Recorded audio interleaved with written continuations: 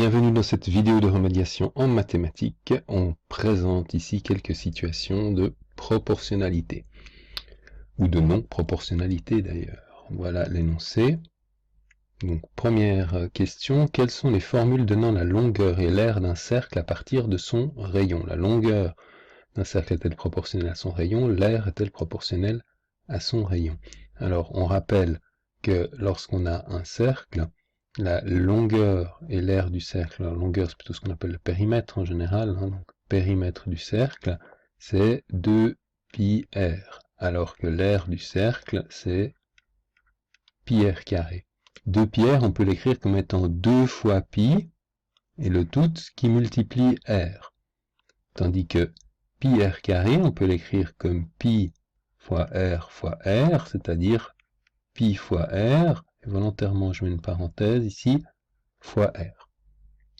Alors ces situations sont-elles des situations de proportionnalité? Mais une situation de proportionnalité, on a vu que c'est une situation dans laquelle une expression est obtenue à partir d'une autre donnée par multiplication par un nombre qui est toujours une constante. C'est-à-dire qu'ici, il faut que ce nombre-là soit toujours constant. Quel que soit le choix du rayon, je multiplie toujours par la même constante pour obtenir le périmètre. Bien ici, c'est exactement ce qui est écrit, 2 fois pi. Pi est une constante, c'est un nombre fixe, 2 fois pi est donc fixe, donc pour passer du rayon au périmètre, je dois tout le temps multiplier par un même nombre qui est 2π.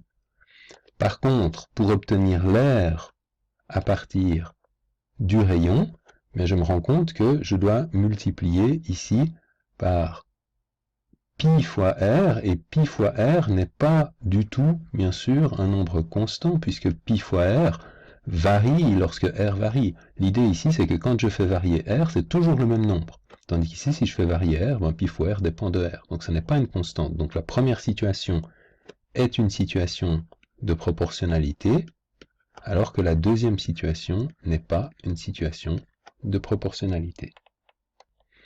Deuxième exercice, les tableaux ci-dessous sont-ils des tableaux de proportionnalité? Alors un tableau de proportionnalité, là aussi on rappelle que tableau consiste à dire que pour passer d'un nombre qui est situé dans la ligne du haut vers la ligne du bas, quelle que soit la colonne, je dois tout le temps multiplier par un même nombre qui doit donc à nouveau, comme tout à l'heure, être constant. Ce même nombre constant, eh bien, je peux identifier quel est le nombre, par qui faut-il que je multiplie 5 pour aller à 12. Eh bien, 5 fois qui est égal à 12, ça revient au même que de se dire, c'est-à-dire que ce nombre est bien sûr égal à 12 cinquièmes. Et 12 cinquièmes, c'est la même chose que 2,4. Ça veut dire qu'ici, je dois multiplier par 2,4 pour passer de 5 à 12. Et puis maintenant, je vérifie. Si je multiplie 8 par 2,4, bien ça marche. Ça fait bien 19,2. Si je multiplie 14 par 2,4, ça fait bien 33,6. 19 par 2,4, ça fait bien 45,6. 24 sur 57,6 fait bien 2,6. Je suis donc en présence d'une situation de proportionnalité. Je peux aussi écrire les choses comme ça. Est-ce que lorsque je fais 12 sur 5, 19,2 sur 8, 33,6 sur 14, 45,6 sur 19 ou 57,6 sur 24, est-ce que j'obtiens systématiquement la même quantité? C'est exactement la même idée. Pour passer de là à là par facteur multiplicatif, ça revient à passer de 12 sur 5 par même division. Donc le résultat c'est 2,4. Oui, je suis en présence d'une situation de proportionnalité.